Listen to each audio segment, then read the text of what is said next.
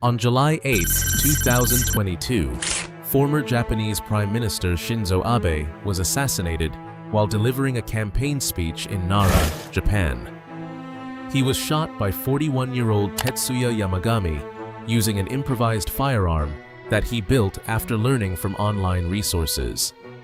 It was later discovered that Shinzo Abe was not Yamagami's original target.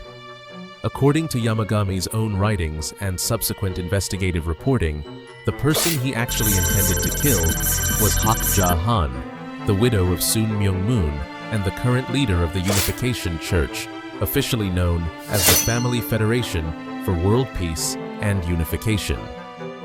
But what makes this story so disturbing isn't just that a former prime minister was assassinated.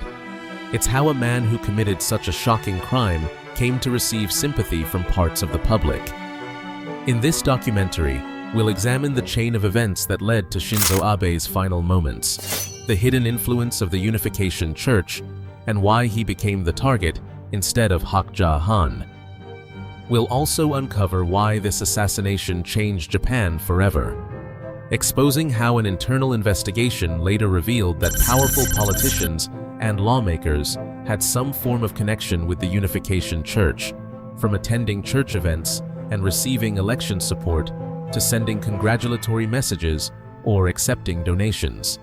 Stay with us until the very end as we uncover the truth behind Shinzo Abe's assassination and the church.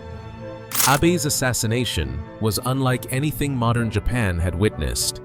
It was the first assassination of a former Japanese prime minister since the February 26th incident of 1936, and the first killing of a major Japanese political figure since Socialist Party leader Inajiro Asanuma was murdered in 1960.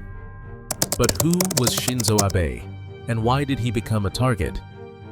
To answer that question, let's go back to how it all started. Shinzo Abe served as Japan's prime minister from 2006 to 2007, and again from 2012 to 2020. He remains the longest-serving prime minister in Japanese history, stepping down only because of declining health.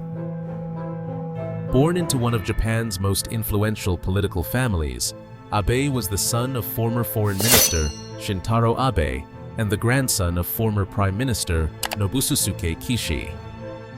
Ironically, Kishi himself survived an assassination attempt decades earlier.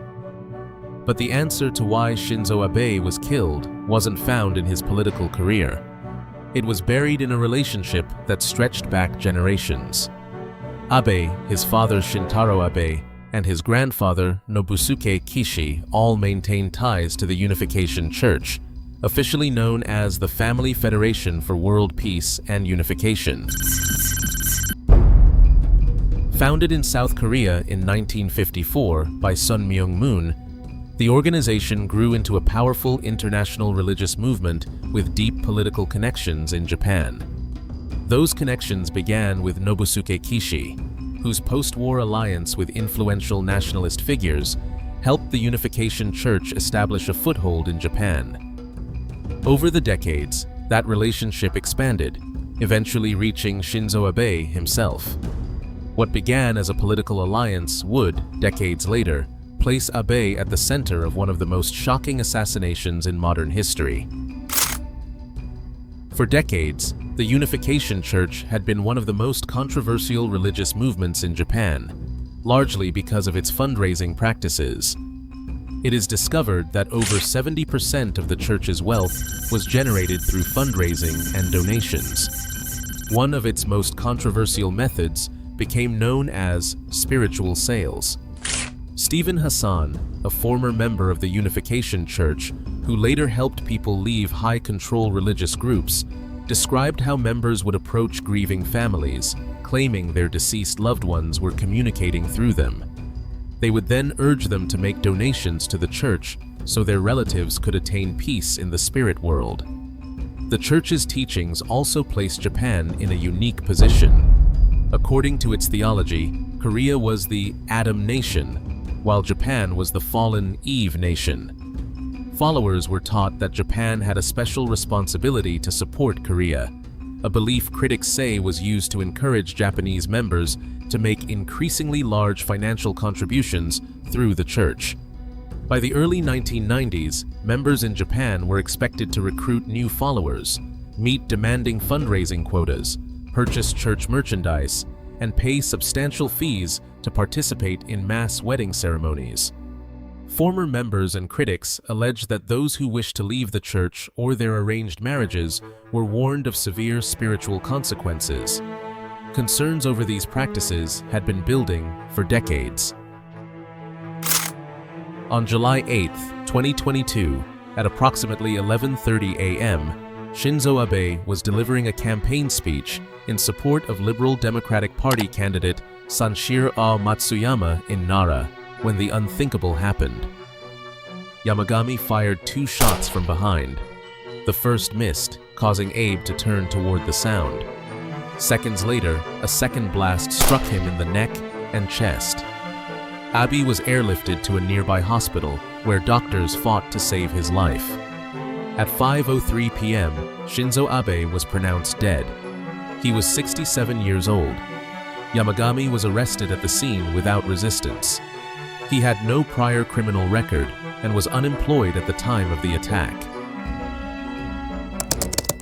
But who exactly was Hak Ja Han?